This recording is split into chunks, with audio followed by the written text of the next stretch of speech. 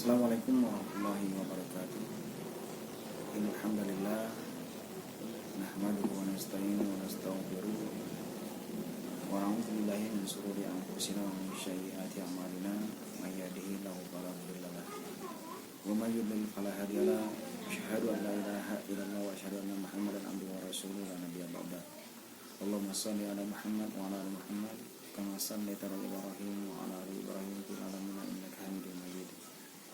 Faqala Allah Ta'ala fi kitabil karim ittaqullaha haqqa tuqatih wa la tamutunna illa wa antum muslimun. Faqala Allah Ta'ala fi kitabil karim rabbi shrah li sadri wa yassir li amri wahlul 'uqdatam min lisani yafqahu qawli. Sahabat billah dimanapun kalian berada yang masih menyempatkan kali ini menonton YouTube saya, ada sedikit beberapa hal yang ingin saya sampaikan mensikapi wabah corona yang saat ini lagi melanda negara kita, yaitu negara kita tercinta ini. Sebagai hamba Allah, semestinya dengan adanya kejadian ini, yang pertama kita mesti tetap berhusnuzon kepada Allah. Apapun itu yang Allah kirimkan pastilah yang terbaik. Nah, sebagai hamba Allah yang beriman, tentu kita akan mengambil sisi positifnya ini, hingga kita akan menjadikan ini yang lebih baik lagi kemudian harinya. Dimana pertama kita mengambil hikmah dari kejadian ini, banyak hal yang bisa kita raih dengan adanya peristiwa ini. Seumpamanya saja kita dimakan saat ini untuk berada di rumah dalam 14 hari ini, itu luar biasa nikmat yang bisa kita raih kalau kita mengambil sisi positif. Yang mungkin selama ini kita tidak pernah berkumpul dengan keluarga, ini momen yang terbaik.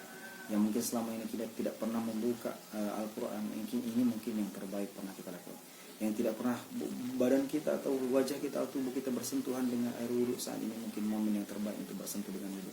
Dan kemudian nantinya kita akan lebih dekat lagi kepada Allah. Jadi hal yang positif yang dapat kita raih sangat banyak dari kejadian ini.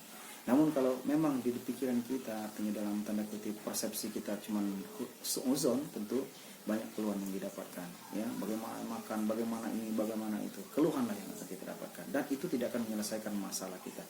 Nah, kalau kita bersyukur, mengambil hikmah, memperbaiki amal ibadah, memperbaiki diri, selalu terus beramal, insya Allah ini akan ada solusi diberikan oleh Allah yang terbaik, ya.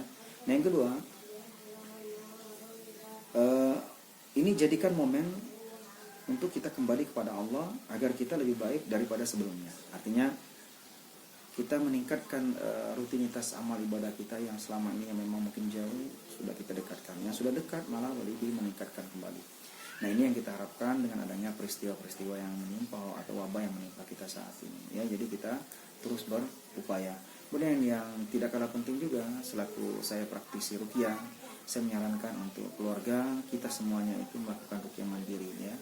Di samping kita memang menciptakan membuat ramuan-ramuan herbal seperti meminum daun bidara, kemudian meminum madu, kemudian meminum habatus sauda, mungkin sari kurma atau apa-apa lain yang sifatnya mendukung imunitas kita untuk meningkatkan kekebalan tubuh kita.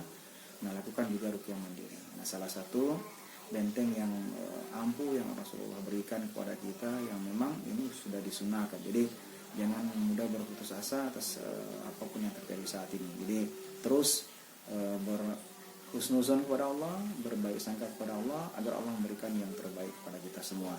Jadi lakukan ruqyah mandiri dengan teknik seperti yang pernah saya ajarkan beberapa video saya sebelumnya, yaitu teknik 3B, dan bisa juga dengan teknik tempelan. Yang teknik 3B ini kita bacakan Al-Fatihah, kemudian kita berdoa agar dibentengi yang pertama, kemudian kita usapkan seluruh badan, ya, mulai dari kepala kita sampai ke ujung kaki kita. Dan Al-Fatihah yang kedua kita mohon kepada Allah agar dibakar seluruh penyakitnya.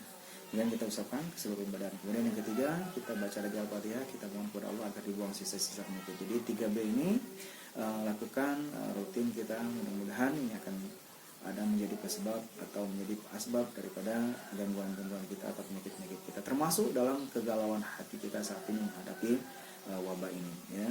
Ini yang selanjutnya. Kemudian yang terakhir yang tidak kalah penting, di samping kita lakukan terus ruqyah mandiri, berupaya secara medisnya, kemudian berupaya secara herbalnya, dan tidak perlu lupa kita akan perbaiki amal ibadah, kemudian berdoalah, memohon kepada Allah agar apa yang kita inginkan ini diijabah oleh Allah. Nah, dengan adanya kita berdoa, berupaya, berikhtiar seperti ini, mudah-mudahan Allah berikan jalan yang sebaik-baiknya kepada kita semua, sehingga kita menjadi pemenang baik di dunia maupun di akhirat. ujian datang kepada kita, itu akan menjadikan kita atau menghasilkan kita dua kutub. Apakah mendapatkan ridho atau mulia di mata Allah, ataupun hina di mata Allah. Kalau kita bisa mensikapinya dengan baik, dengan ilmu, tentu ini akan mendapatkan mulia di sisi Allah. Namun bila kita mensikapi suatu ujian itu dengan tidak berilmu atau dengan kebodohan kita, maka tentu hina yang dapat kita dapatkan di mata Allah. Mungkin di sisi manusia kita dibanggakan, dijagokan, dibesarkan, tapi ternyata di mata Allah kita dihinakan oleh Allah karena kebodohan kita. Mudah-mudahan